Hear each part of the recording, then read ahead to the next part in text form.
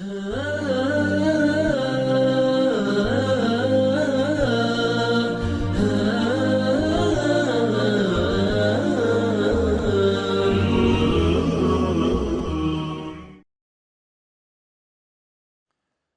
الحمد لله نحمده ونستعينه ونستهديه ونستغفره ونعوذ بالله من شرور أنفسنا وسيئات أعمالنا من يهد الله فلا مضل له ومن يضلل فلا هادي له أشهد أن لا إله إلا الله وحده لا شريك له وأشهد أن محمدا عبده ورسوله يا أيها الذين آمنوا اتقوا الله حق تقاته ولا تموتن إلا وأنتم مسلمون يا أيها الناس اتقوا ربكم الذي خلقكم من نفس واحدة وخلق منها زوجها وبث منهما رجالا كثيرا ونساء واتقوا الله الذي تساءلون به والأرحام إن الله كان عليكم رقيبا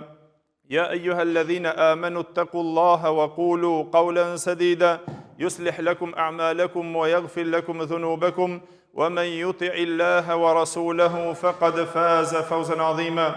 أما بعد فإن أصدق الحديث كتاب الله وخير الهدي هدي محمد صلى الله عليه وسلم وشر الأمور محدثاتها وكل محدثة بدعة وكل بدعة ضلالة وكل ضلالة في النار ثم أما بعد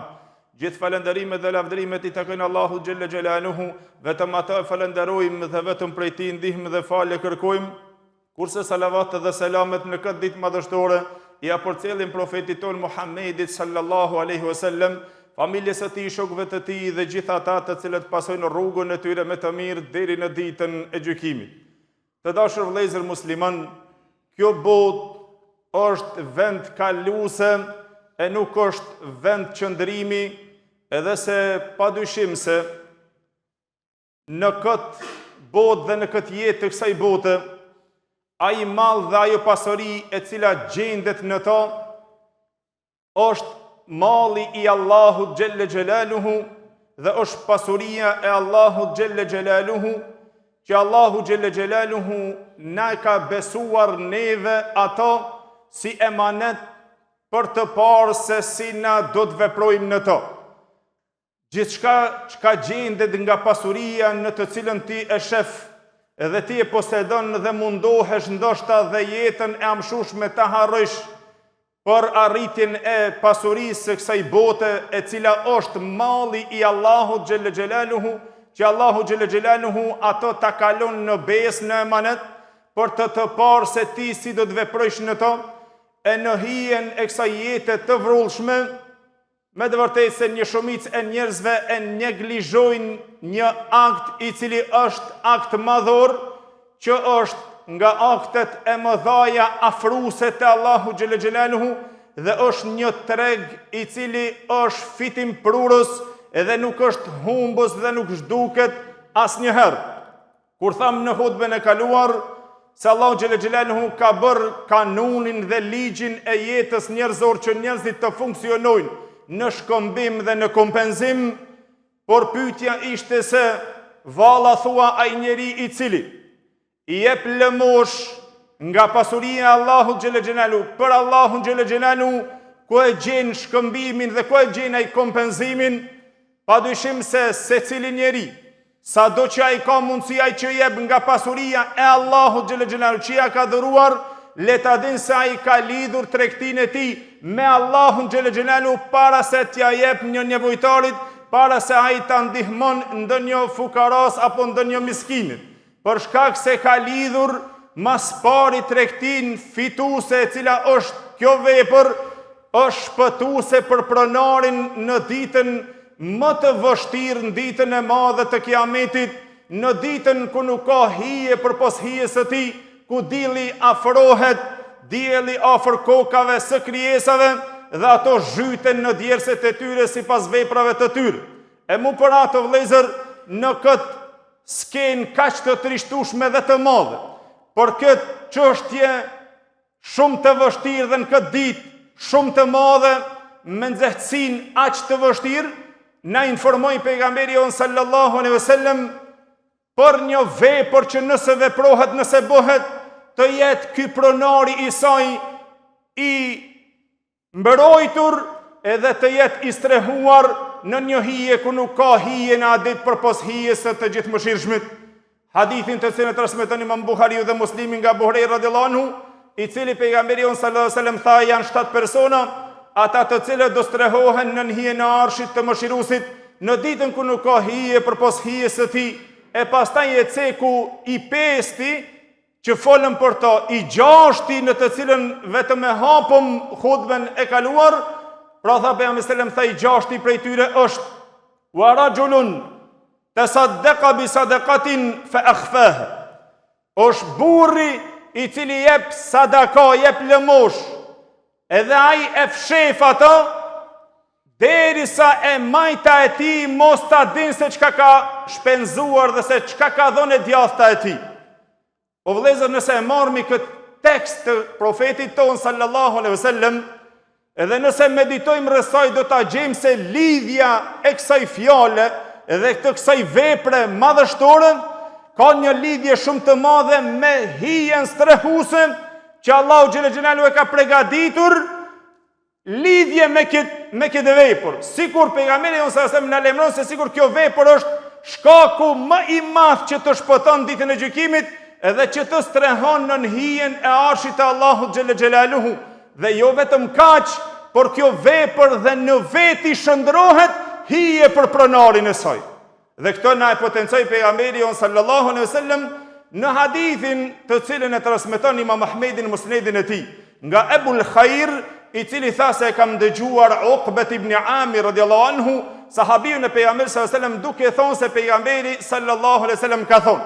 kullu mri'in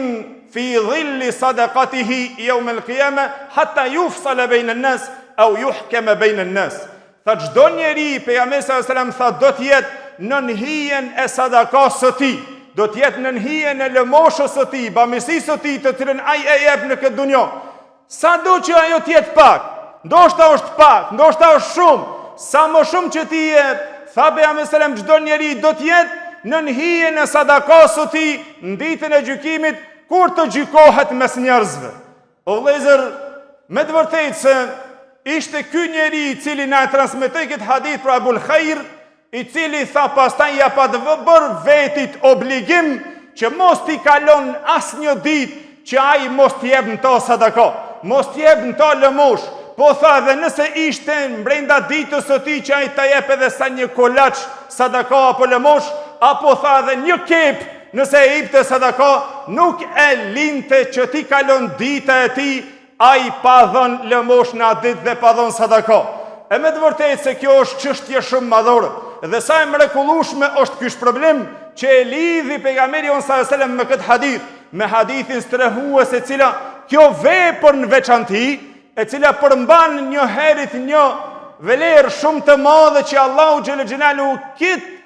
shkallë të këtyre njerëzve me këtë vepër madhore. Mas pari është që Allahu xhel xhelalu i nderon me hijen strehuese që do strehohen në hijen e arshit të Allahu xhel xhelalu në ditën ku nuk ka hije përpos hijes së tij. E pastaj vlera tjetër për ata të cilët e veprojnë këtë vepër, që të jetë kjo vepër vetë rezultat dhe fryt i veprës së tyre, që ajo të jetë hije gjithashtu strehuese për to në ditën e gjykimit. E vallë, a thua, kush prej neve neglizhon ndoshta një vepër shumë e vogël që ai të merr pjesë e të bëhet nga këto të cilët o do strehohet në hijen e arshit Allahu xhel xhelalu, dhe gjithashtu kjo vepër tjetë strehim për to dhe hije për to në ditën e gjykimit, kur do të dalim në ditën më të vështirë para Allahu xhel xhelaluhu. Wa aqulu qawli hadha astaghfirullaha li wa lakum, alhamdulillahi rabbil alamin. Alhamdulillahi al-ali al-a'la wa salatu wa salamu ala an-nabiy al-mustafa sallallahu alayhi wa ala alihi wa sahbihi wa man sara ala nahjihi wa qatafa wa ba'd. Të dashur vëllezër musliman, e shikojmë se me të vërtetë kjo vepër dhe ky akt i madh se sjell çuditëra. Edhe se këtë e kuptuan dhe brezi i parë, e sikur që ishte ky transmetuesi Ebul Khairi, i cili na transmetoi këtë hadith, nuk ke ai nga ata të cilët vetëm e ndëgjoj hadithin dhe vetëm e transmetoi sikur na vetëm të ndëgjojmë, edhe vetëm na i marrmi si informata, a kurse mos të shtim në vepra dhe në praktik asnjë send. Këto informata, o vëllezër, dhe këto lajme, këto porosi profetike, nuk janë vetëm na të i ndëgjojmë edhe të marrmi dituri dhe të dim se kishtë dhe kështu, por këto janë që na të i fusmi në veprat praktikore të jetës tonë. Kush prej neve, o vëllezër, e ka bërë jetën e tij si Ebul Khajri, i cili e vendosi kusht vetvetes së tij që ai mos t'i kalon ditë pa dhënë diçka në to sadaka. A thua kush prej neve ka bërë këtë lidhje me pasurinë e tij, që Allahu xhël xhelalu ja ka dhuruar atij,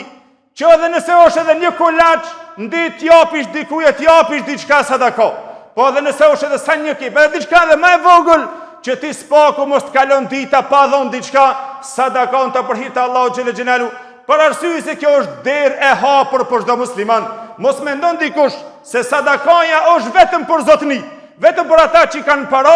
vetëm për ata të cilët janë të pasur. Jo, është për secilin musliman. Aq sa të ka dhënë Allahu xhël xhelalu, aq jep për hir të Allahu xhël xhelalu. Sa dëshiron ti strehohesh dhe